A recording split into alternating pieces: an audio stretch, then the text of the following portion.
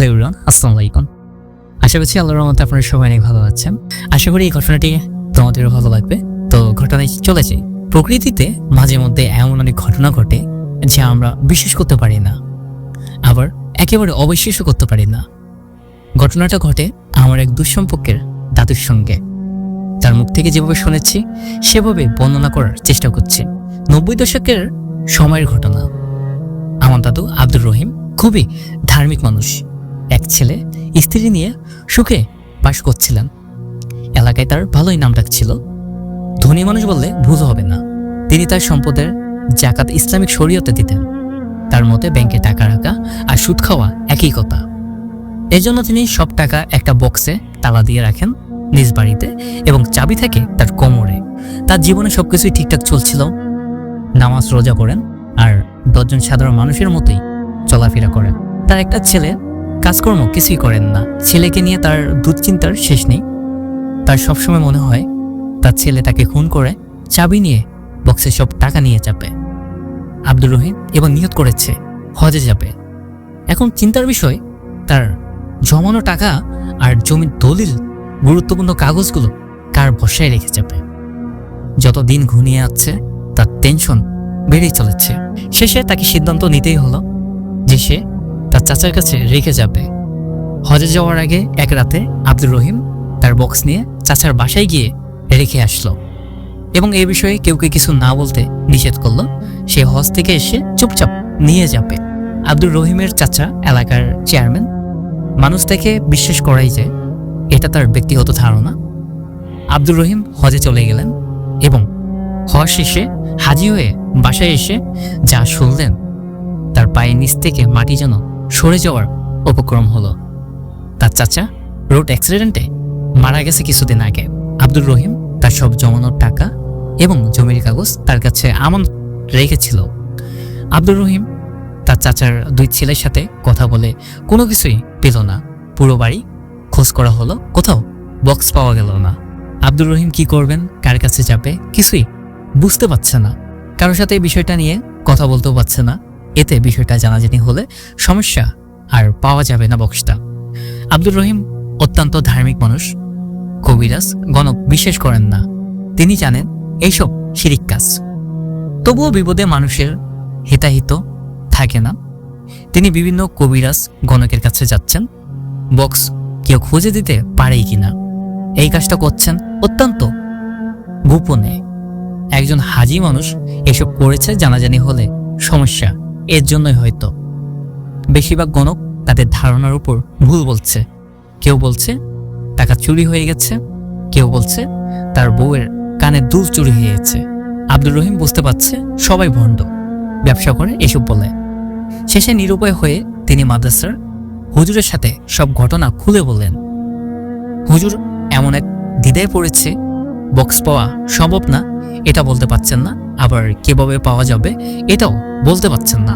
তিনি বললেন, আব্দুর রহিম শোনো, কোনো মানুষ মারা গেলে তার পৃথিবীতে আসার সব পথ বন্ধ হয়ে যায়। এটা চিরন্তন সত্য। তুমি যেমন বিশ্বাস করো আমিও করি।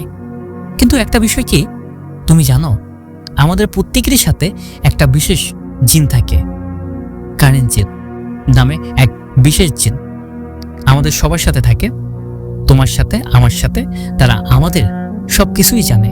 বলতে গেলে আমাদের দ্বিতীয় সত্তা বলা যায়। কারেন্ট জিন কিন্তু আমাদের মারা যাওয়ার সাথে সাথে তারা মারা যায় না, তারা দীর্ঘদিন বেঁচে থাকে। এখন ব্যক্তি মারা গেলে তার সাথে থাকা জিন কোথায় থাকে এটাই কেউই জানে না। আব্দুর রহিম হতাশ ভঙ্গিতে বললেন, হুজুর তাহলে কি কোনো উপায় নেই? থাকলো জিন, তাকে আমি কোথায় খুঁজবো? কোথায় খুঁজতে এবং কিভাবে খুঁজতে বলবো আমি নিজেও জানি না। তবে তুমি তার কবরের কাছে গিয়ে খুঁজতে পারো। এতে যদি তাতে কোনো লাভ হয়। কখন খুঁজবো কবরের কাছে আর কিভাবে এটা তো বলা মুশকিল, তবে ভারী রাতে খুঁজলে ভালো হয়। এখন যেটা করবে, নামাজ পড়ো বেশি বেশি করে, আল্লাহর কাছে চাইতে থাকো। তিনি না চাইলে কিছুই হয় না। আব্দুর রহিম বাসায় চলে এলো। গভীর রাতে তিনি তাহাজ্জুদ নামাজ পড়লেন এবং হাতে তসবিহ গুনতে গুনতে তার চাচার কবরের দিকে রওনা দিলেন। কেউ এই বিষয়ে কিছু জানালেন না। গভীর রাত, চারপাশে ঝিঝির পোকার ডাক ছাড়া কিছুই নেই। তার ভয় করছে না, প্রবল উত্তেজনায় মানুষের ভয় কাজ করে না। আব্দুর রহিম কবরের পাশে দাঁড়ালেন এবং সালাম দিলেন। কোনো সাড়া শব্দ পেলেন না। তখন তার ভয় করতে শুরু করলো। তিনি ভয়ে ভয়ে দ্বিতীয়বার সালাম দিলেন। কোনো উত্তর আসলো না। এবার তার গা কাঁপছে। কোনো রকমে তিনি বাসায় আসলেন। জ্বরে তার পুরো শরীর পুড়ে যাচ্ছে। তিনি হুজুরের কাছে গিয়ে সব খুলে বললেন। রাতের ঘটনা। হুজুর বললেন, এসব বাদ দিন, সম্ভব না, ভুলে যান বক্সের কথা। টাকা আবার হবে, সমস্যা নেই, আপনি ভালো মনের মানুষ, আর ভালো মানুষকে সম্পদশীল করেন আল্লাহ। এবং কিছু দোয়া পড়ে ফু দিয়ে দিলেন। আব্দুর রহিম বাসায় ফিরলেন, কিন্তু কিছুতেই মাথা থেকে বক্সের কথা সরাতে পারছেন না। তার সব জমি কাগজ সেখানে টাকা না হয় ভুলে গেল। এইসব ভেবে তিনি আবারও যাবেন রাতে কবরের ওইখানে ঠিক করলেন। গত রাতের মতো আজ রাতেও তিনি কবরের কাছে গিয়েছিলেন এবং ভয় পেয়ে চলে যাচ্ছে। আজ তিনি আর হুজুরের কাছে যাননি। আজ রাতে তিনি আবারও যাবেন কিনা এইসব ভাবছেন। রাত অনেক হয়েছে। হঠাৎ তার মনে হলো কিছু দূরে একটা শ্মশান ঘাট আছে, ওখানে গেলে কেমন হয়। তিনি সিদ্ধান্ত নিলেন শ্মশানে যাবে এবং এখনই তিনি ভয়ে ভয়ে শ্মশানে পৌঁছালেন। আশেপাশে কেউই নেই, পুরো ফাঁকা জায়গা নদীর পাড়ে। তিনি সালাম দিলেন। অবিশ্বাস্যভাবে সালামের উত্তর পেলেন, একদম তার সেই চাচার মতো। ভয়ে তার গা কাঁপছে। সে প্রশ্ন করল, চাচা, আমার বক্সটা কোথায়? উত্তর পেলেন, আমার বক্সটা কোথায় রেখেছেন? উত্তর পেলেন, রান্নাঘরের মাটিতে পুঁতে রাখা আছে। তোমার চাচা মারা যাওয়ার আগে খুব করে তোমার বক্সটার কথা বলে যেতে চেয়েছিলেন, সুযোগ হয়নি। রোড অ্যাক্সিডেন্টে হঠাৎ তার মৃত্যু হয়। আচ্ছা চাচা, আপনি শ্মশানে কেন?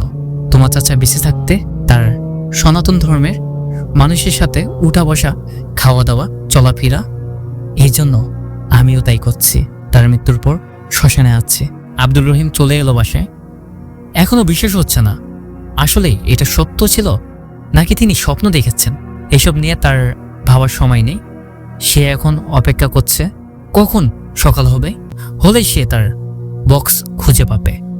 ভোরের আলো ফুটতেই আব্দুর রহিম তার চাচার বাসায় গিয়ে রান্নাঘর খুঁড়ে তার বক্স খুঁজে পেল। বিষয়টা চারদিকে জানাজানি হয়ে গেল। লোকমুখে কেউ বলছে সত্য, আবার কেউ বলছে গুজব।